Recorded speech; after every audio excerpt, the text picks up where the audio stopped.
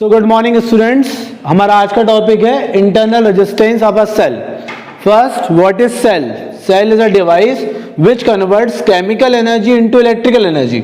यदि हम सेल का इंटरनल स्ट्रक्चर देखें तो एक सेल में इलेक्ट्रोलाइट होता है, दो इलेक्ट्रोड्स होते हैं जो एक्सटर्नल सर्किट से कनेक्टेड होते हैं। What is electrolytes? Electrolytes is a liquid which decompose into its ions. जैसे हम यहाँ पे क्या क्या इलेक्ट्रोलाइट ले लेते हैं, जैसे एग्जांपल हमने लिया है H2SO4, तो हम क्या देखते हैं, ये हाइड्रोजन आयंस उस सल्फेट आयंस में डिकम्पोज हो गए। ठीक है, अब हमने देखा है कि जब भी हम किसी कंडक्टर की बात करते हैं तो उसमें करंट फ्लो होता है ड्यू टू द इलेक्ट्रॉन्स, और किसी इलेक्ट्रोलाइट में करंट फ्लो होता है due to the ions. What is resistance? The opposition offered by a conductor in the path of electric current is called resistance. उसी तरीके से the resistance offered by electrolyte, ठीक है, the resistance offered by electrolyte in the path of ions और in the path of electric current is called internal resistance of a cell. मतलब जब कोई conductor oppose करेगा तो उसे हम क्या बोलते हैं, रेजिस्टेंस, और यदि इलेक्ट्रोलाइट अपोज करेगा इनसाइड अ सेल तो उसे हम क्या बोलेंगे, internal resistance of a cell, and it is denoted by small r। ठीक है, and the unit of internal resistance is ohm. तो हर सेल के अंदर खुद का एक रेजिस्टेंस होता है जिसे हम क्या बोलते हैं, इंटरनल रेजिस्टेंस। अब ये इंटरनल रेजिस्टेंस किन किन चीजों पर डिपेंड करता है? तो हमने जैसे एक्सटर्नल रेजिस्टेंस की बात करी थी, it is depend on nature of the material, length of the conductor, area of the conductor and temperature of the conductor. उसी तरीके से internal resistance depend on first concentration of the electrolyte. Electrolyte का concentration जितना ज्यादा होगा उतना ज्यादा internal resistance होगा।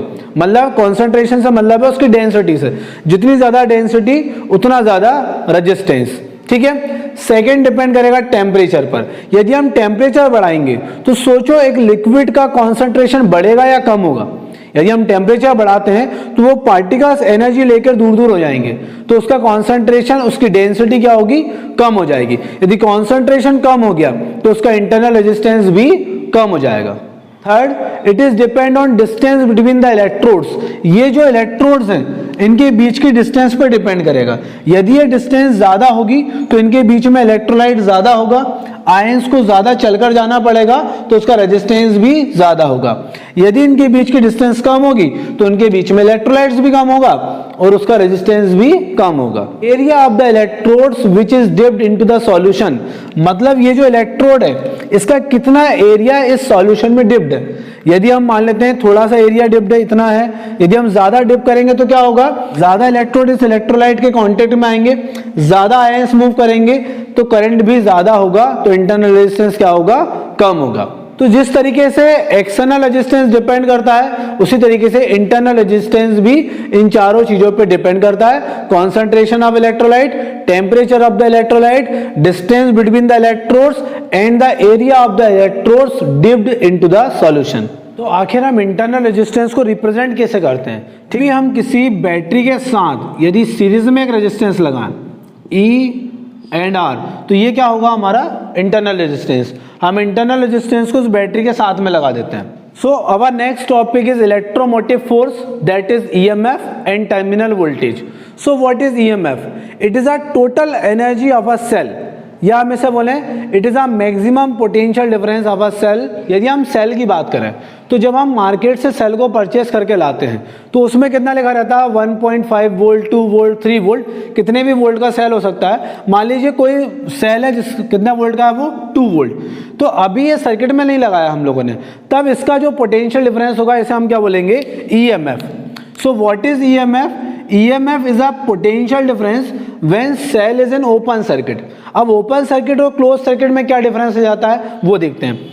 जब हम इसको सर्किट में कंप्लीट करते हैं तो क्या होगा, इस सर्किट में करंट फ्लो होगा।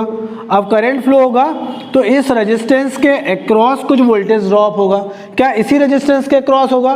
क्या इस सेल के अंदर जो इंटरनल रेजिस्टेंस है उसके अक्रॉस कोई पोटेंशियल डिफरेंस नहीं होगा? बिल्कुल होगा। ठीक है, तो जब हम करंट फ्लो कराते हैं तो इस सेल के अंदर जो इंटरनल रेजिस्टेंस है उसके अक्रॉस भी कुछ पोटेंशियल ड्रॉप हो जाता है। ठीक है, तो क्या हमें एक्सटर्नल सर्किट में पूरा 2 वोल्ट मिल जाता है? नहीं मिलता है। हमें 2 वोल्ट में से कुछ पोटेंशियल उस सेल के अंदर ही ड्रॉप हो जाता है और जो बचता है वो फिर हमें एक्सटर्नल मिलता है। ठीक है, तो हम ऐसा कह सकते हैं the total energy, the total potential of a cell is EMF। उसके बाद टोटल पोटेंशियल में से कुछ पोटेंशियल उसके इंटरनल रेजिस्टेंस में ड्रॉप हो गया और जो बचा उसे हम क्या बोलेंगे? Terminal voltage. उसे हम क्या बोलेंगे? Terminal voltage. मतलब the total energy of a cell is E, और उस एनर्जी में से कुछ पार्ट कहां पर वेस्ट हो जाएगा? इंटरनल रेजिस्टेंस में वेस्ट हो जाएगा, और जो बचा हुआ पार्ट है उसे हम क्या बोलेंगे? Terminal voltage. जैसे मान लीजिए एक सेल है और ये उसका इंटरनल रेजिस्टेंस है, क्योंकि अभी इंटरनल रेजिस्टेंस बाहर बनाया हम लोगों ने, मतलब इसलिए इस समय क्या है? अभी इंटरनल रेजिस्टेंस में कोई भी पोटेंशियल ड्रॉप नहीं हुआ है। इसका मतलब अभी सेल के पास टोटल जो पोटेंशियल डिफरेंस है उसे हम क्या बोलेंगे? EMF। यदि हम केवल एक सेल बना देते हैं, ठीक है, इसका मतलब क्या हुआ? अभी इंटरनल रेजिस्टेंस कहाँ है? इसके अंदर ही है। ठीक है, मतलब इंटरनल रेजिस्टेंस में वोल्टेज ड्रॉप हो चुका है और अब जो हमें मिलेगा उसे हम क्या बोलेंगे? Terminal voltage. तो आया समझ में EMF और टर्मिनल वोल्टेज में difference? Total potential difference is EMF। इसके बाद जो इंटरनल रेजिस्टेंस में पोटेंशियल ड्रॉप हो जाता है और जो हमें बचता है उसे हम क्या बोलेंगे? Terminal voltage. सो एक्चुअली में terminal voltage is V is equals to E minus I into R। अब हम लोग एक डेफिनेशन और बताते हैं। यदि इसमें सर्किट में से मान लो I करंट फ्लो हो रहा है तो इसके अक्रॉस कितना पोटेंशियल होगा by Ohm's law? I into R, और इसके अक्रॉस कितना होगा? I into small r। ठीक है, यदि इस सर्किट में से करंट फ्लो नहीं हो, यदि करंट कितना हो जाए? 0, तो इसके अक्रॉस भी वोल्टेज ड्रॉप कितना होगा? 0, और इसके अक्रॉस भी वोल्टेज ड्रॉप कितना हो जाएगा? 0। मतलब अभी इसकी टोटल पोटेंशियल इसी के पास है। ठीक है, तो उस टोटल पोटेंशियल को ही हम क्या बोलते हैं? EMF। So what is EMF? EMF is a potential difference when no current flows through the circuit. जब सर्किट में से कोई भी करंट फ्लो नहीं होगा या सर्किट कैसा होगा? ओपन होगा। यदि सर्किट ओपन है तब भी उसमें से कोई करंट फ्लो नहीं होगा और हम हमारे टर्मिनल वोल्टेज को क्या बोलेंगे? EMF बोलेंगे। ठीक है, मगर जब हम सर्किट को क्लोज कर देते हैं तो कुछ वोल्टेज ड्रॉप इंटरनल रेजिस्टेंस में हो जाता है। अब हमें क्या मिलेगा? टोटल वोल्टेज में से कुछ वोल्टेज इंटरनल रेजिस्टेंस में चला गया और जो मिला वो हमारा क्या होगा? Terminal voltage. That means V equals to E minus I into R। ठीक है, अभी आ गया समझ में? तो यहाँ पर हम लोगों ने दो सर्किट बनाए हैं। एक बार इंटरनल रेजिस्टेंस को बाहर बनाया है और अभी कहाँ पर बनाया? इंटरनल रेजिस्टेंस नहीं बनाया। इसका मतलब इंटरनल रेजिस्टेंस इस सेल के अंदर ही है, इस बैटरी के अंदर है। ठीक है, तो यहाँ पर अभी इसके पास टोटल एनर्जी है, अभी हमारी एनर्जी ड्रॉप नहीं हुई है। तो यदि टोटल एनर्जी तो हम यहाँ पे क्या लिखेंगे? E। ठीक है, अब क्योंकि यहाँ पर इंटरनल रेजिस्टेंस हमने सेल के अंदर ही बना दिया है, एनर्जी उसके अंदर ही ड्रॉप हो चुकी है, तो यहाँ पर हम क्या लिखेंगे? V। अब यदि दोनों ही सर्किट की हम बात करें तो यहाँ पर कितना करंट फ्लो होगा? So by Ohm's law I is equals to total EMF upon total resistance. So what is total EMF? E, and total resistance is R plus R। Okay, और यहाँ पर कितना करंट फ्लो होगा? I is equals to V upon R by Ohm's law से। और दोनों ही circuit हमारे कैसे हैं? इक्विवेलेंट हैं। तो यदि हम इन दोनों इक्वेशन को इक्वेट कर दें तो यहाँ पर हमें क्या मिलता है? E R plus R equals to V upon R, V upon R plus R equals to E into R। Okay, then R plus R equals to E upon R V, and R equals to E R upon V minus of R। So R is equals to E upon V minus of 1 R. So this is a relation between internal resistance of a cell, EMF of the cell and terminal voltage of a cell. अब हम इसी फॉर्मूले पर based कुछ NCERT numericals करेंगे। ठीक है, so our first numerical is a battery of EMF 10 volt is internal resistance 3 ohm is connected to a resistor. If the current in the circuit is 0.5 ampere, what is the resistance of the resistor and what is the terminal voltage of the battery when the circuit is closed? अब क्या दिया हुआ है, एक हमारे पास battery है जिसका EMF कितना है, ईएमएफ इज 10 वोल्ट। यदि ईएमएफ दिया हुआ है इसका मतलब इंटरनल रेजिस्टेंस कहां पर होगा, बाहर होगा। इंटरनल रेजिस्टेंस में कोई भी वोल्टेज ड्रॉप नहीं हुआ है, जो सेल की टोटल एनर्जी है, जो सेल का टोटल पोटेंशियल है वो कितना है, 10 वोल्ट है। इंटरनल रेजिस्टेंस हमें कितना दिया हुआ है, the internal resistance is 3 ohm, और हमसे बोला गया है when this cell is connected to a external resistor R, the current in the circuit is 0.5 ampere. So what is the value of R and what is the terminal voltage? ठीक है, तो हम इस R की value को कैसे find कर सकते हैं, by the Ohm's law. What is Ohm's law, I is equals to total EMF upon total resistance. Okay, so I is equals to what is total EMF, E, what is total resistance, internal resistance plus external resistance, that means small r plus capital R. So the value of I is 0.5, the value of E is 10, 3 plus हमें क्या find करना है, this R. So 3 plus R equals to 10 upon 0.5. So 3 plus R, so 20, so R equals to 17 ओम। तो ये हमने किसकी value find कर ली है, एक्सटर्नल रेजिस्टेंस की। अब हमें यहाँ पे क्या फाइंड करना है, टर्मिनल वोल्टेज। टर्मिनल वोल्टेज क्या होता है, हमें जो बैटरी का टोटल पोटेंशियल है माइनस इंटरनल रेजिस्टेंस में कितने लॉस हुए हैं, उसके बाद जो बचता है वो हमारा क्या होता है, terminal voltage. So what is E is 10, what is I, 0.5, multiply with internal resistance 3, so 10 minus 1.5, that means 8.5 volt. हमें इस न्यूमेरिकल से सारी चीज़ें क्लियर हो जाएगी कि हमारा टोटल पोटेंशियल कितना था, 10 वोल्ट। ये बैटरी का मैक्सिमम पोटेंशियल था, उसमें से इंटरनल रेजिस्टेंस में कितना पोटेंशियल चला गया, 1.5 चला गया।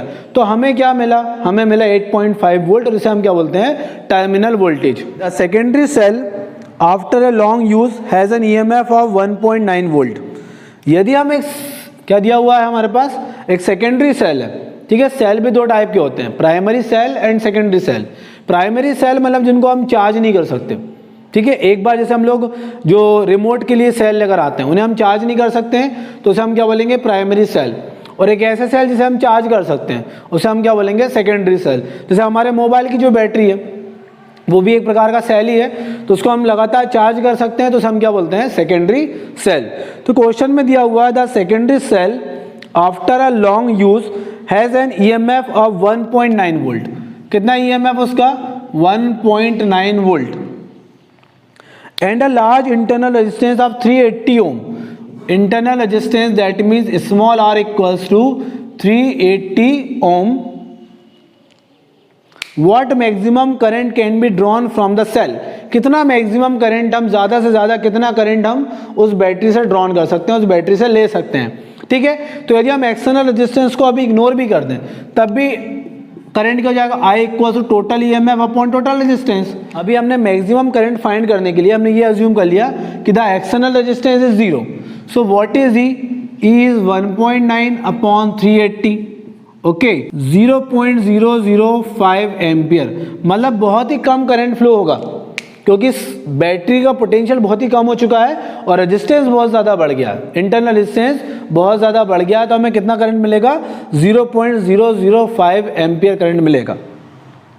Could be the cell derive the starting motor of a car? तो क्या ये मोटर कार को स्टार्ट कर सकती है? वैसे ही बहुत कम करंट है तो ये मोटर को स्टार्ट नहीं कर पाएगी। So next NCERT numerical, a storage battery of EMF 8 volt in internal resistance of 0.5 ohm. एक बैटरी जिसका ईएमएफ कितना है, 8 volt and internal resistance is 0.5 ohm, is charge by a 120 volt DC supply, ठीक है, by using a series resistor of 15.5 ohm. What is the terminal voltage of the battery? हमें इस battery का terminal voltage, that means the potential difference across A and B, ये हमें find करना है, ठीक। इस तरफ से 120 वोल्ट से करंट फ्लो करेगा और इस तरफ 8 वोल्ट से करंट फ्लो करेगा।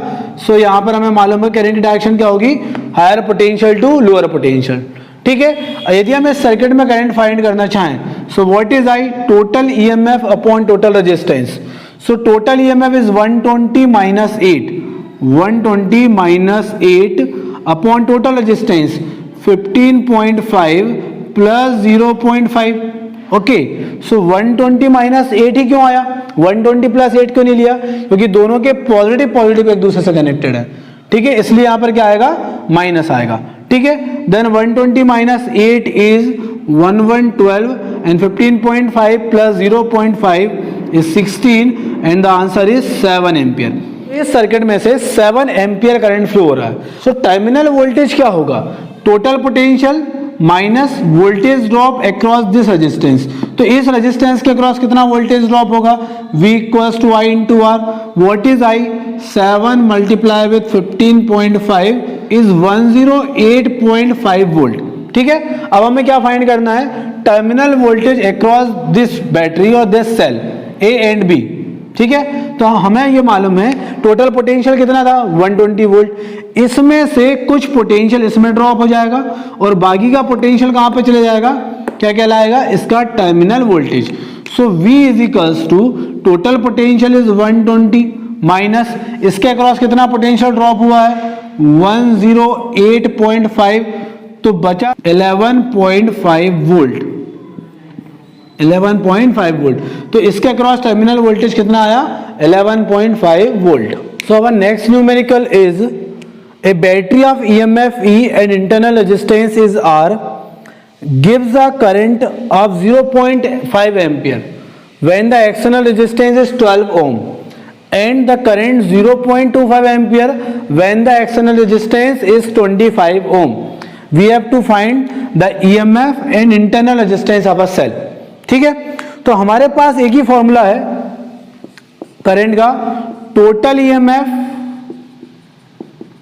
Upon total resistance.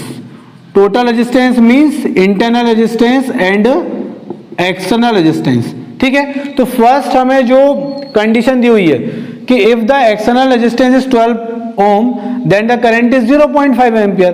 So current is 0.5, total EMF is E, total resistance, अभी हमने रेजिस्टेंस को कितना माना है, 12। So 12 plus internal resistance. Okay, so यदि हम उसको 12 प्लस इंटरनल रेजिस्टेंस, अब इसे यदि हम सॉल्व करें, so 12 multiply with 5 is 6 plus 0.5 R equals to E, equation first. ठीक है, तो एक इक्वेशन हमें ये मिल गई। अब हम क्या करेंगे, second condition, if the external resistance is 25 ohm then the current is 0.25 ampere. Same formula, 0.25 multiply with total EMF is E and total resistance is external resistance plus internal resistance. So 25 multiply with 0.25 is 6.25 plus 0.25 R equals to E, equation second. From equation first and second, the 6 plus 0.5 R equals to 6.25 plus 0.25 R, that means LHS equal to RHS। ठीक है, तो यहां से क्या हो जाएगा, ये 0.5 R minus 0.25 R, so 0.25 R equal to 6.25 minus 6 is 0.25, so 0.25 cancel, so R equals to 1 ohm. तो इंटरनल रेजिस्टेंस हमारा क्या आया, 1 ओम। ठीक है, put the value of R in equation first, so E is equals to 6 plus 0.5 into 1, that means 6.5 volt. So the EMF is 6.5 volt. The next question, a uniform wire of resistance 12 ओम।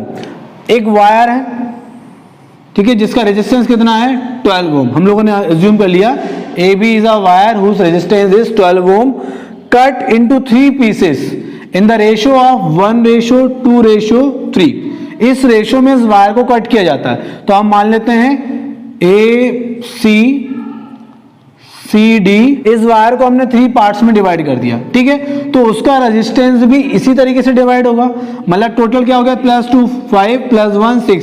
तो यदि हम 12 के 6 parts करें तो एक part कितने ओम का होगा, 2 ओम का होगा। तो इस वायर का रेजिस्टेंस कितना हो जाएगा, 2 ओम, इस पार्ट का हो जाएगा 4 ओम और इस पार्ट का हो जाएगा 6 ओम। इस तरीके से हमने उसके रेजिस्टेंस को भी 3 पार्ट्स में डिवाइड कर दिया in the ratio of 1:2:3 and 3 pieces are connected to form a triangle. और इन तीनों को हमने किस में कनेक्ट कर दिया, ट्रायंगल में। दैट मीन्स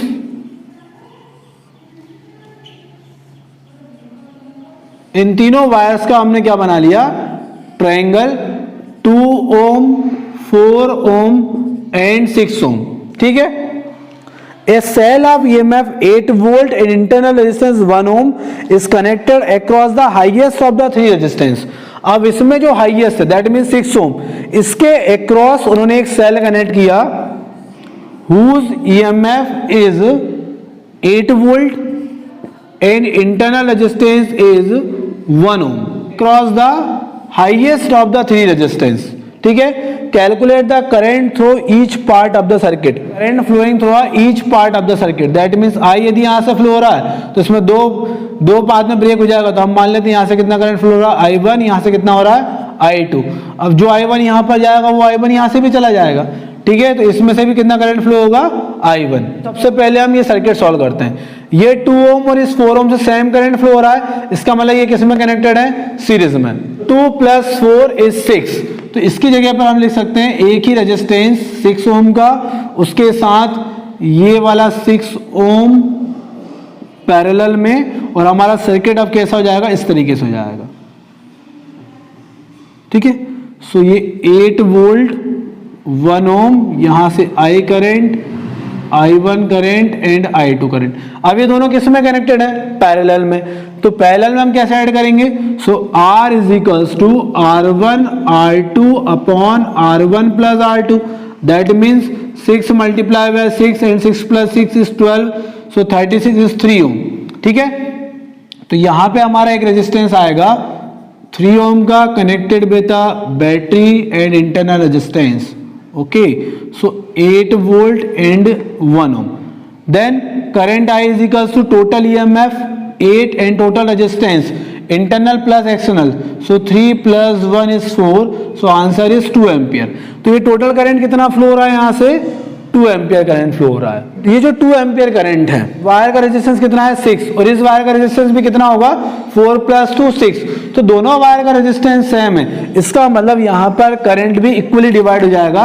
यदि टोटल करंट है 2, तो ये हो जाएगा 1 एम्पियर और ये भी कितना हो जाएगा, 1 एम्पियर। ठीक है। तो इस वीडियो में हमने इंटरनल रेजिस्टेंस के बारे में बात की, ईएमएफ के बारे में बात की और टर्मिनल वोल्टेज के बारे में बात की। अब नेक्स्ट वीडियो में हम बात करेंगे पोटेंशियोमीटर के बारे में। ठीक है। तो इस वीडियो में इतना ही। Thank you.